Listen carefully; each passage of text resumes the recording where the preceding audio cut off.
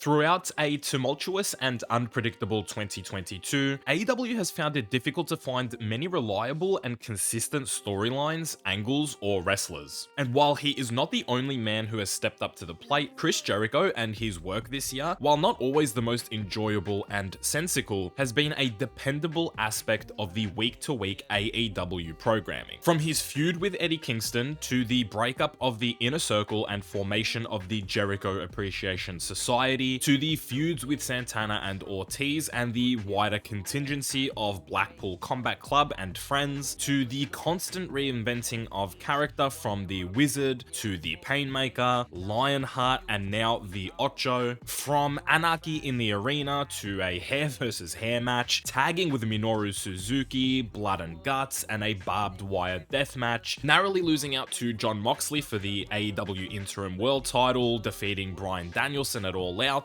and competing in the Grand Slam Tournament of Champions. And of course, finally, defeating Claudio Castagnoli to become an 8-time world champion and capturing the ROH world title. Chris Jericho has had a massive year, and if not for the existence of Jon Moxley, he would undoubtedly be AEW's Wrestler of the Year. Jericho, over the course of the last 10 months, has gone from unbearable, unwatchable, and most likely needing a break from TV to recharge his batteries and ours, to getting into fantastic shape, having some of the best matches of the year, and building himself back up to one of the top wrestlers on the AEW roster in both a shoot and a work sense. I genuinely believed that he would have been a great AEW World Champion for MJF to win the title off with all of their history, and while I don't disagree with the decision of giving Jon Moxley another title reign, making him a well-deserved 3-time champion, it shows how highly I rate Jericho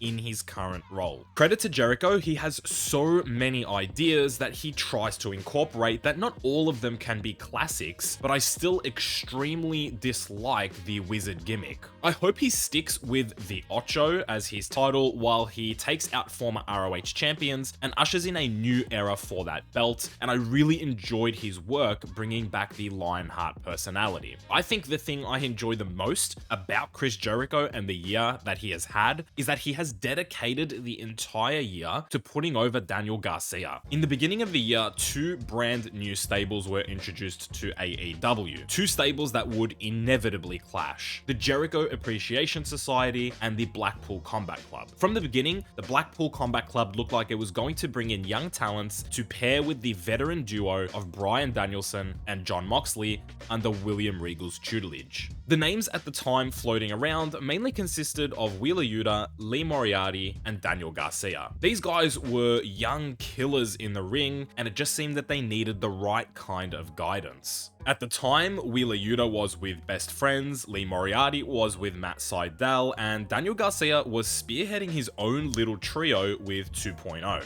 Of these 3 names, I think people were most excited about the prospect of Daniel Garcia joining the Blackpool Combat Club, but instead, to many people's apprehension, he joined Chris Jericho's sports entertaining stable. I remember telling my brother that the only way I would accept this is if the end goal was to put Daniel Garcia over, similar to how the Inner Circle had somewhat put Sammy Guevara over in the past. And lo and behold, here we are. Daniel Garcia under Chris Jericho has captured the ROH Pure title off of Blackpool Combat Club's Wheeler Yuta, and those two have developed one of my favorite little competitive but respectful rivalries that this company could build on in the future. But Garcia's capturing of the Pure title is not the only key to this puzzle. Garcia also got the fans on his side. Fans that believe in his talent and future as a professional wrestler, not a sports entertainer, which is almost the entire point of having Garcia in the JAS. But lastly, and most importantly, what I never foresaw was Chris Jericho's claiming of the ROH World title, which has opened the opportunity for one of the biggest steps Daniel Garcia can take in not only claiming his first world title by defeating Chris Jericho for the ROH belt, but additionally matching a feat that Garcia's hero and idol Bryan Danielson has achieved in the past, and that is to unify the ROH Pure title with the ROH World title, elevating Garcia into one of the top 10 wrestlers on the AEW roster, all thanks to the development and success in the JAS under Chris Jericho's watchful eye. Danielson said it best: Garcia can stay with the JAS, he can team up with BCC, or he can just go solo. He's at a stage now where he probably doesn't need the guidance. Garcia has defeated Bryan Danielson in singles competition. If my fantasy booking is correct, he will eventually become a world champion. He doesn't really need the BCC the way a Wheeler Yuta still does. And in many ways, this has become a battle of mentors for Daniel Garcia. The BCC and JAS are complete opposites. Danielson and Jericho are complete opposites. Initially, for Garcia, it was just about being better than Danielson one day. But once he defeated the American Dragon and was shown respect, it has turned into an admiration for his hero, a hero that he wants to follow in the footsteps of. While Jericho tries to mold Garcia into what he believes Garcia should be, Danielson encourages him to figure it out however he decides to. Danielson reinforces the belief in Garcia that his potential is unlimited, and in many regards, in both a work and shoot sense, it is. Daniel Garcia is still, just recently, 24 years old, a baby in the professional wrestling industry. He has at least 5 years before he can be regarded as entering his prime years, but he's already one of the best in-ring wrestlers in the world. Yes, his character needs a lot of fleshing out, as does his ability on the mic, but he is far from terrible in either of those departments as it stands now. He has big wins under his belt, and as mentioned before, if I'm seeing things correctly, he should be getting another under his belt after he defeats Chris Jericho to become the unified ROH Pure and World Champion. The Pure title probably isn't needed anymore anyway. One less belt on AEW television would certainly be a benefit, and all you really need representing ROH is the World title, of course, and the secondary belt, which would be the television title. It would be the final nail in the coffin to the relationship between Garcia and Jericho, and it would set Daniel Garcia onto a path of a defending world champion, a role that will allow him to have more in-depth storylines and matches against some of the top talents in the world. In many ways, he will be overtaking other young talents. In my eyes, he will be overtaking at least 2 of the 4 pillars in Sammy Guevara and Jungle Boy. You could argue he'd even be above Darby Allin too, considering he would be recognized as a wrestling world champion, even if it is only the ROH world title. And it's crazy to see how the 4 pillars development has seemingly slowed down in just 12 months time, where someone like Daniel Garcia has caught up so much, all thanks to nearly a year of work that Chris Jericho has put in. That's why I appreciate Chris Jericho so much right now. I've had my moments of dislike and indifference towards him throughout his AEW run, but this year has solidified my respect for him regardless of if I'm enjoying his segments.